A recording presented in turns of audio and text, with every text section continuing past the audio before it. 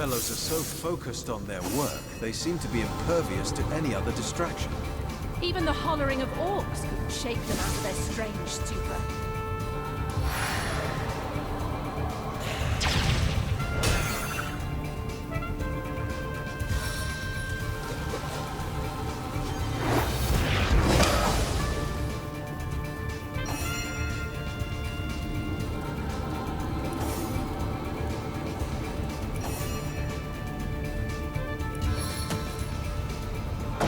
This divine gift lead us to triumph.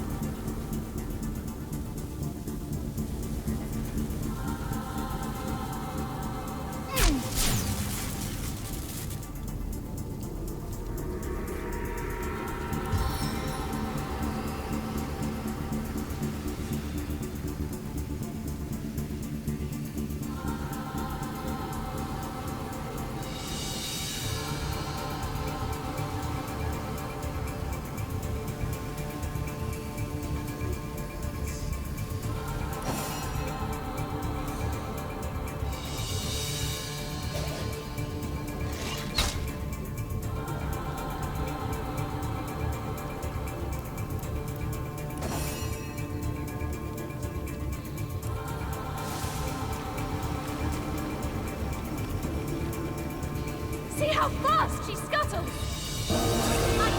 I saw you, didn't I? The Immaculates!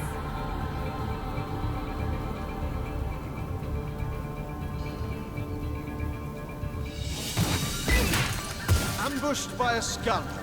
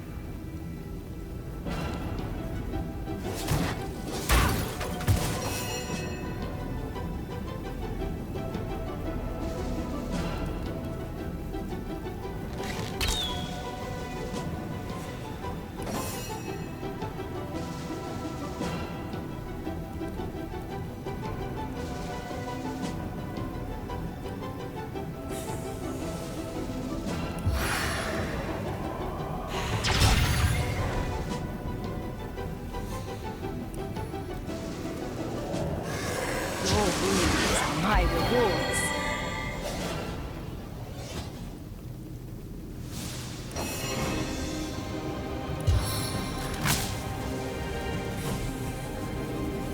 Shocked to the core!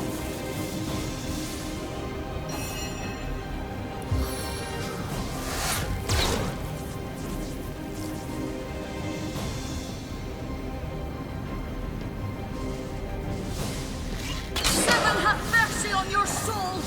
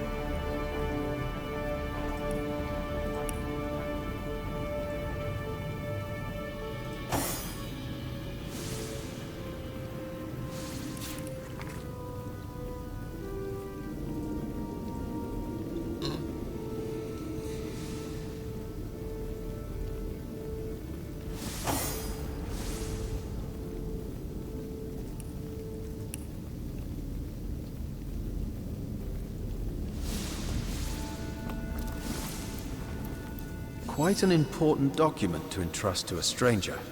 With a quill and ink, one could easily alter it.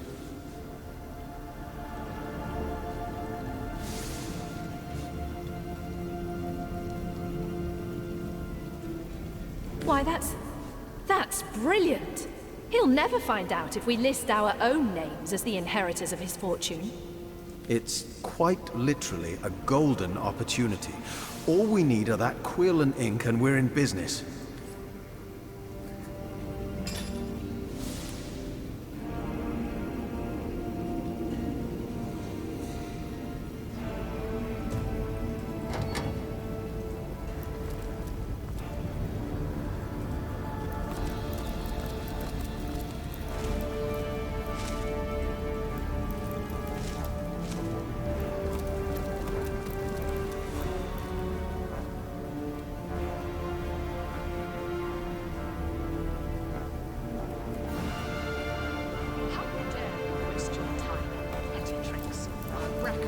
Is still underground.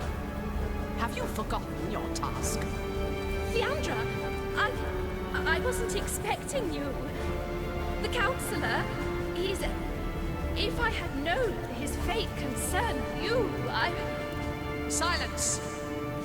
You will address me by my title, you ungrateful little girl. As will I, oh conduit. Let me stress how lovely it is to see your face once more, even in my present condition. Your function has been served, Counselor. I thank you for your efforts. I live. I died only for your cause. I do so despise dealing with one matter twice, Evelyn. I won't tolerate another such misstep. Pray that my ire will subside. Go on, pray.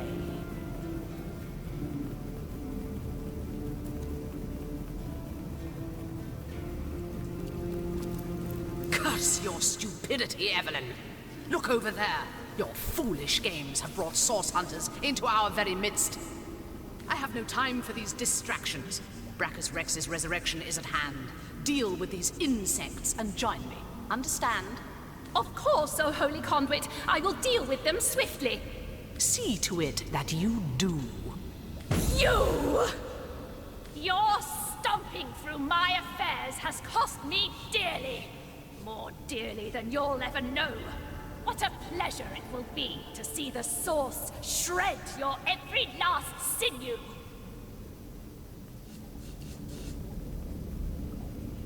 She is our leader.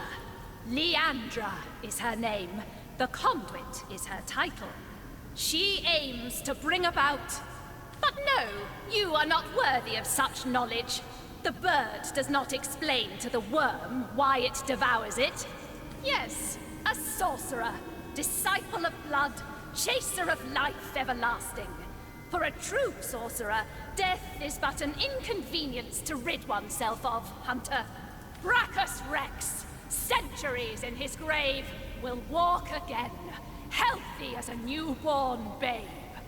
That is our power, the power of sorcery. That wretch is but a thrall, a tool, but the Conduit trusted him. I was determined to find out why, and resurrected him. His unwillingness to cooperate has proven something of an annoyance, but no matter. We're nearly through, aren't we, Jake? Just a little more pain. He was the greatest sorcerer ever to have lived. His power outmatches us all. The secrets he carries within him are phenomenal. He will aid us in our task, Hunter. All you have seen, all we are trying to do, this is but the beginning. You mean my bloodstone, I suppose? Ha! It was named like that for a reason, Source Hunter. I'll put it simply. We start with Starstone. A pretty gem, but hardly special. It contains a potential, though, known only to the enlightened few. If imbued with blood, Starstone contains the power to heal. A life given to the stone is a life one can give to another. To save a great life must be sacrificed. This is what the Conduit has taught us. Considering the imminent turn of the tide, Source Hunter, you should trust me when I say you're better off dead.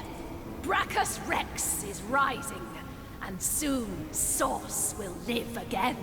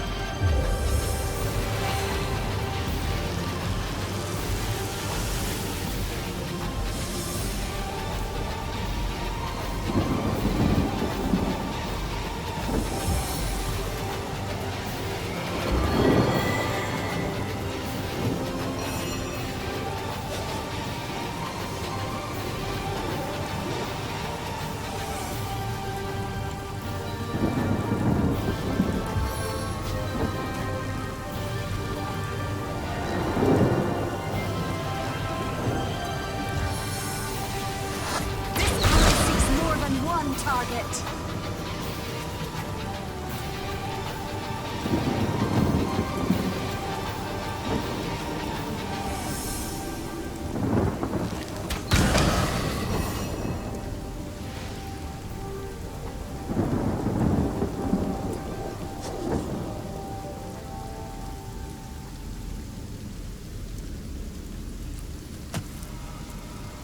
Let us make them pay, friends.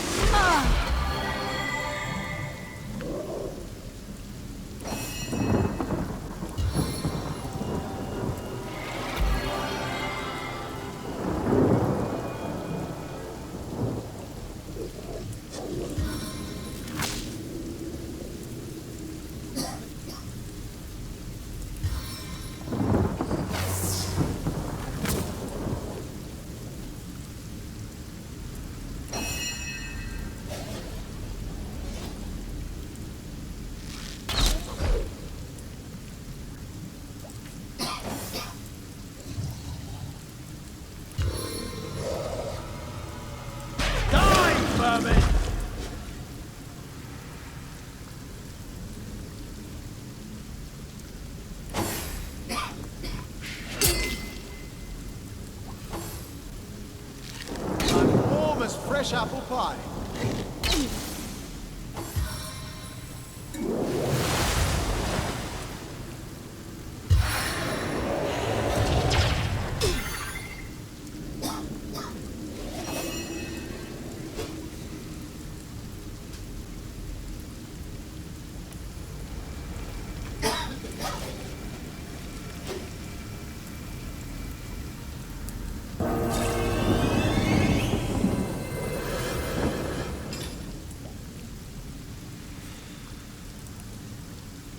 Sweet relief.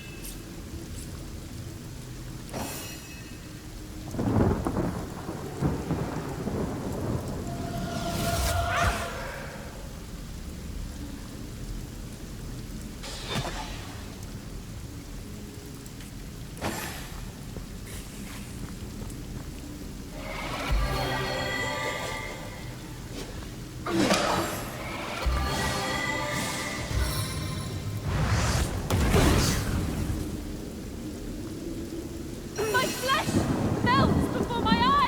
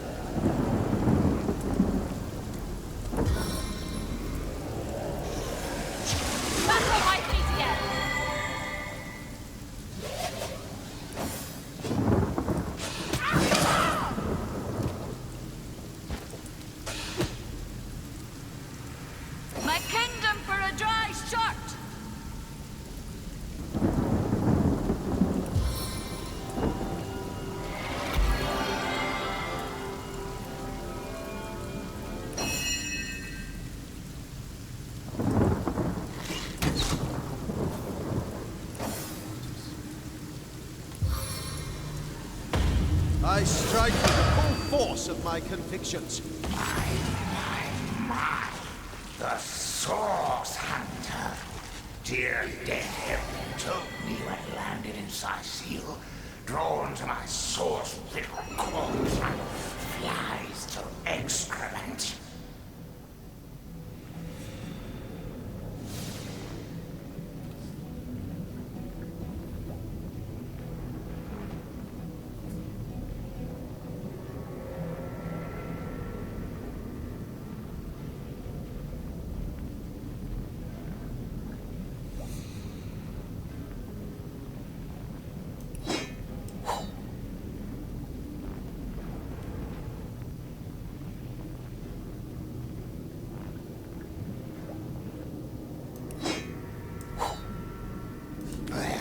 Here I am, a man no longer, a monster instead, unworthy of a conduit's grace. The very same, Jake, counselor by day, sorcerer by night, martyr in death. Me? Do you contest it, huh? You presumptuous dog. I died serving the conduit. Leandra! Leandra! Oh, blessed conduit! I'd have followed you till the end of time. But it wasn't to be. I was stuck down in the prime of my sorcery. And by whom? Leandra's own sister. The pox upon her. I, Ikara! Ikara! I spit on every syllable. They call her the White Witch. She is powerful in her own right, but never would I have thought she'd challenge her sister Leandra and kill one of the most loyal. Me!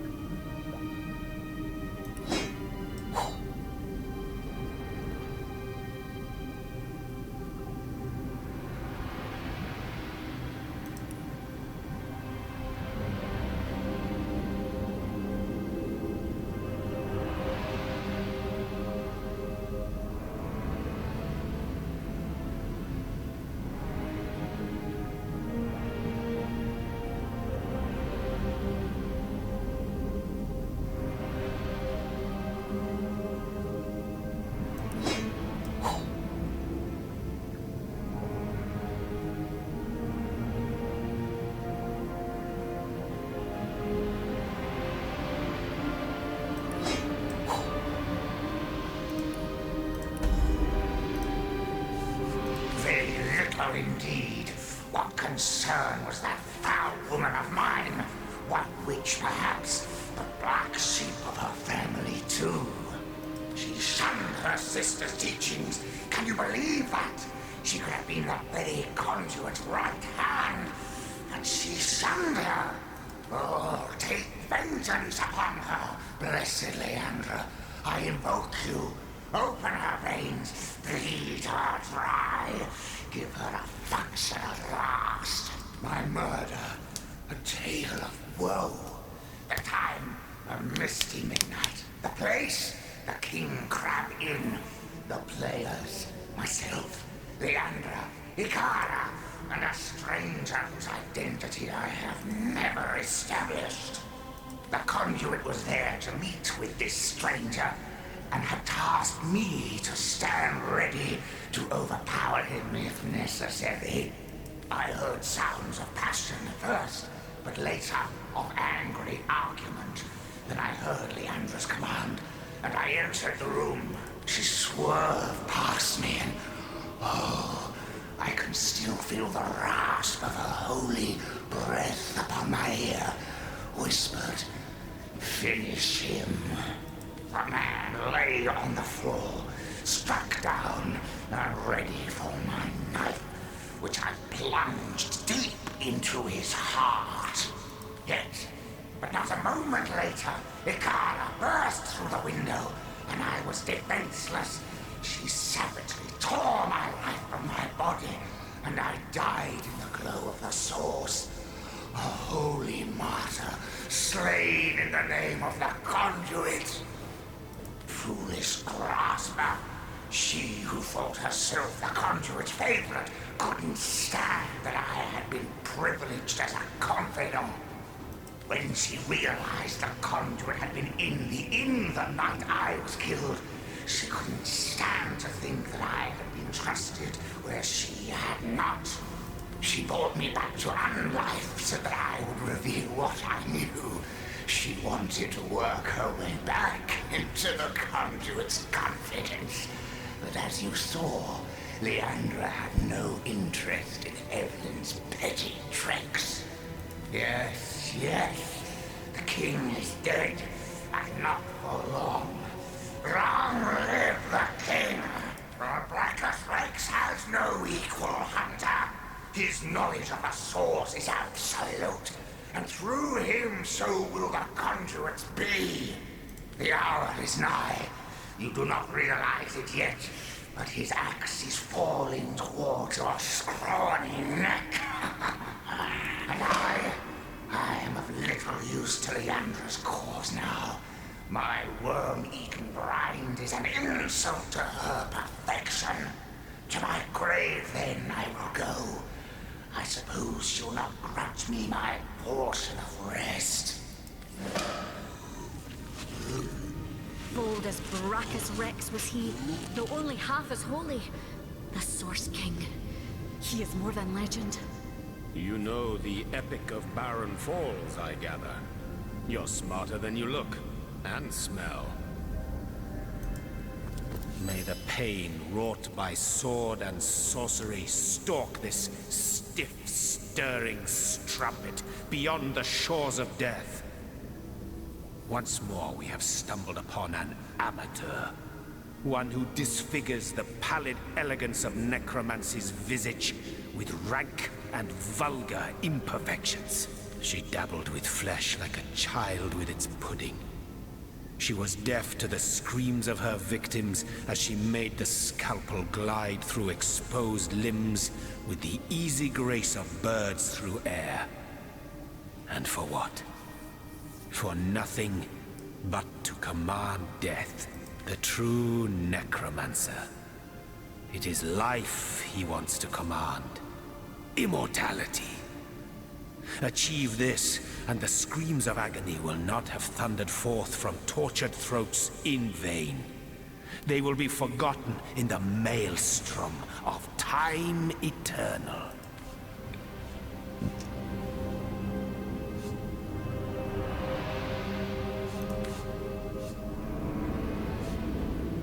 There. You keep your minds on a tighter leash than a priest his hidden desires. You shy away from the necessity that is torment for most short-sighted reasons, for the meaninglessness that is morality. What is humanity, after all, but a gathering of germs from which an exalted few may pluck the subject their studies require and vivisect them into oblivion while propelling themselves into eternity. Glory be this noble pursuit, tainted as it may be by the blunders of simpletons like Evelyn. Let us eradicate such vermin wherever we find it. Let us seal up every crevice it crawls from. But let us never lose sight of the higher purpose that the art of necromancy promises yet. So now to pursue said promise with haste and determination. Death is a friend of time. Life is not.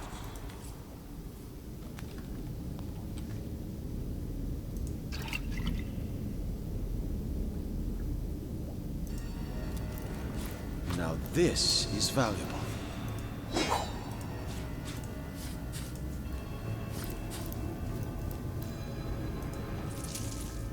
By Parbatha's silver talons must we linger so?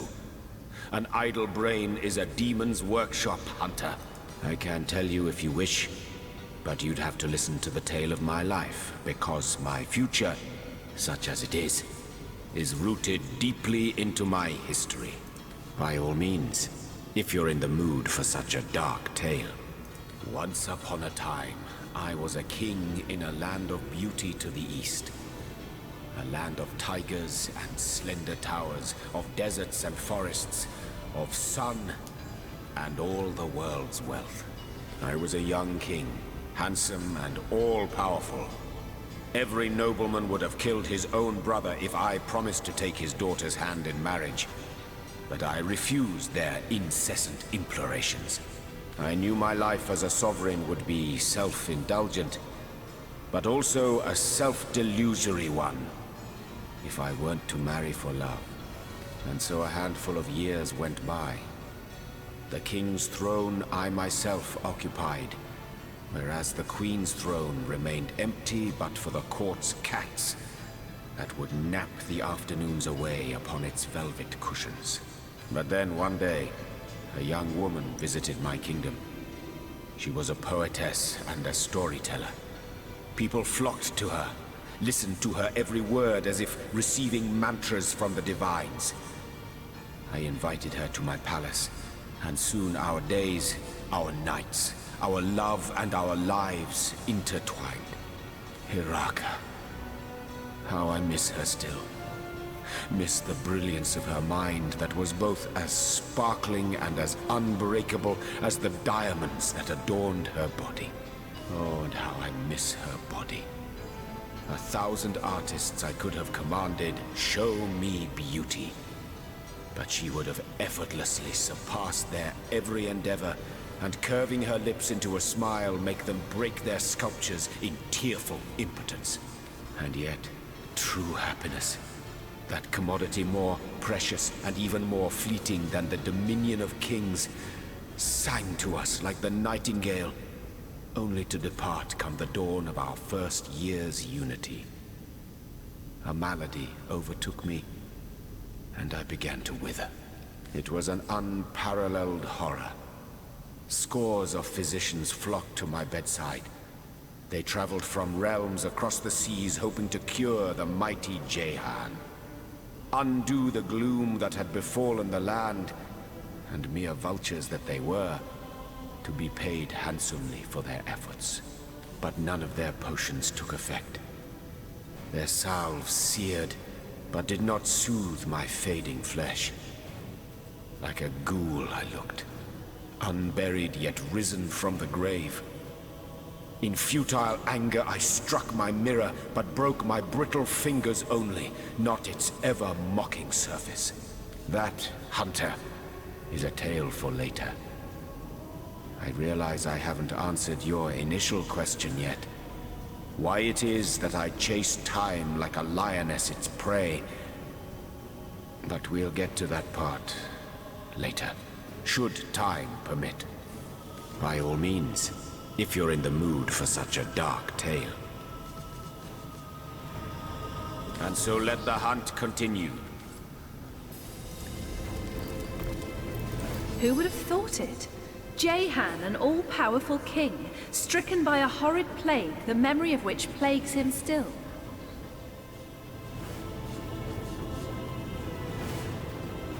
No wonder.